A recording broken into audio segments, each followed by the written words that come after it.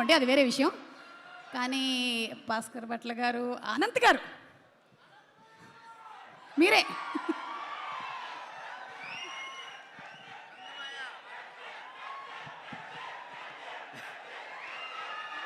పది రోజుల ముందే పండక్కి విచ్చేసిన మన శంకర్ వరప్రసాద్ గారి అభిమానులకి స్వాగత నమస్కారాలు.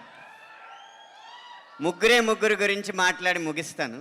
మొదటి వ్యక్తి, సినిమా విడుదలకు ముందే పాట 35 మిలియన్లు దాటి 45 మిలియన్లకి దూసుకుపోవడానికి కారణమైన సంగీత దర్శకుడు భీమ్ సిస్రోలియో గారు.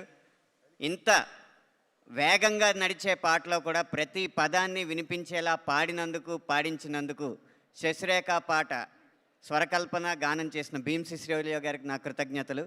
ఇక రెండో వ్యక్తి, మనం చాలామందిని గమనిస్తూ ఉంటాం, ఇంట్లో వాళ్ళు ఎవరో కష్టపడకూడదని యజమాని కష్టపడుతూ ఉంటాడు, కంపెనీ యజమాని కష్టపడకూడదని ఉద్యోగులు కష్టపడుతూ ఉంటారు. కానీ ప్రపంచంలో ఒకే ఒక వ్యక్తి ఆయన ప్రేక్షకులు కష్టపడకూడదని కష్టపడుతూ ఉంటాడు. ఆయన దర్శకుడు అనిల్ రావుపూడి గారు.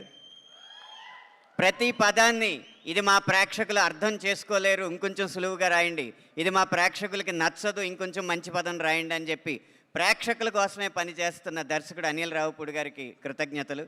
ఇక మూడో వ్యక్తి, ఈ పండక్కి తోడల్లుడు వెంకీ గారితో పాటు వస్తున్న పెద్దల్లుడు మన శంకర్ వరప్రసాద్ గారైన మెగాస్టార్ చిరంజీవి గారు. మీకు ఒక చిన్న వ్యక్తిగతమైన విషయం మీతో పంచుకోవాలి.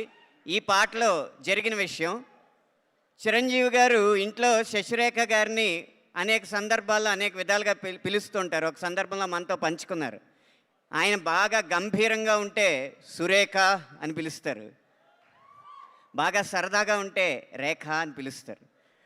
99% సరదాగానే ఉంటారు. కాబట్టి ఈ పాటలో ఆ రేఖ అన్న పదం ఎలా పెట్టాలా అని ఆలోచించి ఒక చోట అది దొరికినప్పుడు యురేఖ అని నాకు నేనే సంతోషపడి, యురేఖ నువ్వు కేక భలే బాగుంది రేఖ అని పెట్టి ఈ సినిమా విడుదల సందర్భంలోనే కాదు, విజయవంతమైన సందర్భంలోనే కాదు, కలకాలం ఈ పాట వాళ్ళ ఇంట్లో పాడుకోవాలని చెప్పి ఈ పాట రాయడం జరిగింది. అది మీ అందరికీ నచ్చడం చాలా సంతోషం. ఆఖరిగా ఒక్క మాట, మన శంకర్ వరప్రసాద్ గారు పండక్కి వస్తున్నారు అని ఎంత నిజమో, మన శంకర్ వరప్రసాద్ గారు పండగ తెస్తున్నారు అనేది కూడా అంతే నిజమని మనవి చేసుకుంటూ సెలవు తీసుకుంటున్నాను. థ్యాంక్ యూ అనంత్ శ్రీరామ్ గారు. ఒక్కొక్కళ్ళు సాహిత్యం మాత్రమే కాదు,